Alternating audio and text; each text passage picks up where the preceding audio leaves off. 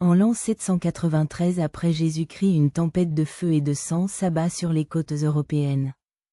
Les Vikings, un nom qui terrorise l'Occident pendant 3 siècles. Mais qui sont vraiment ces hommes du Nord? Pirates sanguinaires ou explorateurs visionnaires? Aujourd'hui, nous plongeons au cœur de leur monde. Un monde de glace, de sang et de légendes. Tout commence dans les fjords glacés de Scandinavie, là où la terre rencontre la mer. Ici, la vie est rude. Le sol est pauvre, l'hiver interminable. Pour survivre, les Scandinaves doivent regarder vers l'océan. Et c'est là qu'ils découvrent leur vraie nature, ils sont nés pour naviguer. Les Drakkar. Ces navires révolutionnaires peuvent naviguer en haute mer comme dans les rivières peu profondes. Leur coque plate leur permet de surgir là où personne ne les attend. Le 8 juin 793, l'abbaye de Lindisfarne est attaquée. C'est le premier raid viking. Les moines n'ont aucune chance. Le massacre est total. L'Europe chrétienne est choquée. Comment Dieu a-t-il pu permettre une telle profanation? Mais pour les Vikings, il ne s'agit pas de blasphème. Il s'agit de survie. Les monastères sont riches, mal défendus, et proches des côtes. Des cibles parfaites. Mais qui sont ces guerriers qui terrorisent l'Europe? Contrairement aux idées reçues, tous les Vikings ne sont pas des guerriers.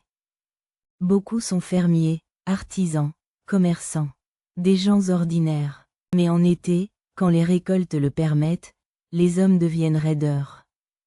Car dans leur culture, mourir au combat est la plus grande gloire. Seuls ceux qui tombent l'arme à la main rejoindront le Valhalla, le paradis des guerriers, où ils combattront et festoieront éternellement. Cette croyance fait d'eux des combattants sans peur. Les berserkers sont les plus redoutés. Ils combattent dans une rage incontrôlable. Certains disent qu'ils consomment des champignons hallucinogènes avant la bataille. D'autres pensent qu'il s'agit d'une transe spirituelle, une connexion avec les dieux. Quelle que soit la vérité, leurs ennemis les voient comme des démons invincibles. Mais la force des Vikings ne repose pas seulement sur leur férocité. Leur véritable arme est la surprise et la mobilité. Là où une armée met des semaines à marcher, eux arrivent en quelques jours par la mer. Ils frappent vite, pillent, et disparaissent avant que les renforts n'arrivent. Au fil des années, leurs raids deviennent plus audacieux. Ils remontent les fleuves jusqu'au cœur des royaumes. En 845, ils atteignent Paris. Le roi Charles le Chauve n'a qu'une solution, payer pour qu'ils partent. C'est le premier Danegeld, un tribut de 7000 livres d'argent. Cette tactique devient leur modèle économique. Le chantage est plus rentable que le pillage. Mais certains Vikings ne veulent plus simplement piller. Ils veulent conquérir, s'installer, bâtir des royaumes. En 865, la grande armée païenne débarque en Angleterre. Ce n'est plus un raid. C'est une invasion. En quelques années, ils conquièrent la Northumbrie, la Mercie, l'Est Anglie. Seul le royaume de Wessex résiste encore. Son roi Alfred sera le seul qu'ils appelleront le Grand. Alfred comprend qu'il ne peut pas vaincre les Vikings par la force seule. Il construit des forteresses, crée une marine, les bat à leur propre jeu. Après des années de guerre, un traité est signé. L'Angleterre est divisée. Le Danelaw est né. Les Vikings contrôlent maintenant près de la moitié de l'Angleterre. Mais pendant que certains conquièrent l'Angleterre, d'autres regardent vers l'ouest.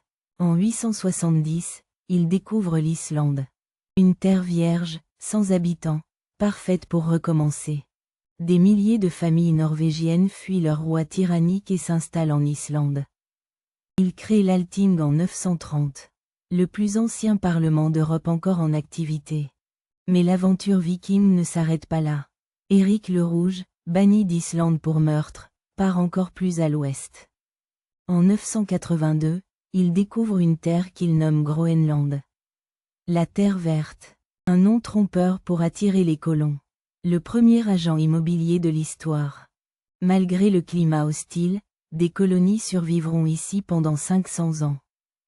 Puis, en l'an 1000, Leif Erikson va encore plus loin. Il atteint une terre qu'il nomme Vinland, l'Amérique du Nord, 5 siècles avant Christophe Colomb.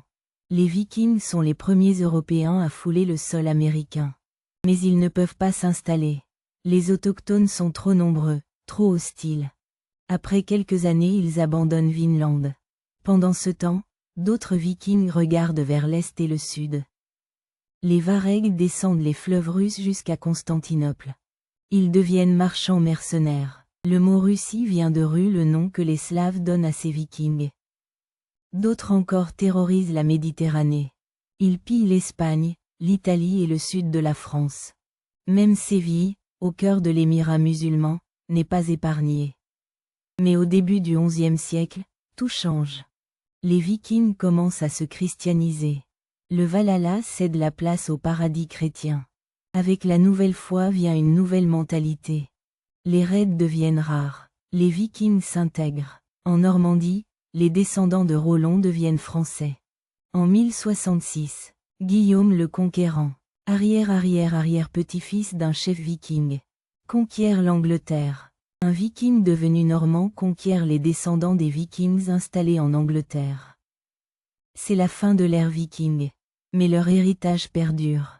Leur esprit d'exploration a ouvert des routes commerciales à travers le monde. Leur technologie navale a révolutionné la navigation. Leurs lois ont influencé les systèmes démocratiques modernes. Leur ADN coule dans les veines de millions d'Européens. Et leurs légendes continuent de fasciner le monde entier. Les Vikings n'étaient ni des héros, ni des monstres. Ils étaient des hommes et des femmes poussés par la nécessité et l'ambition. Ils ont pillé, mais ils ont aussi exploré, commercé et bâti. Ils ont détruit, mais ils ont aussi créé des royaumes et des cultures.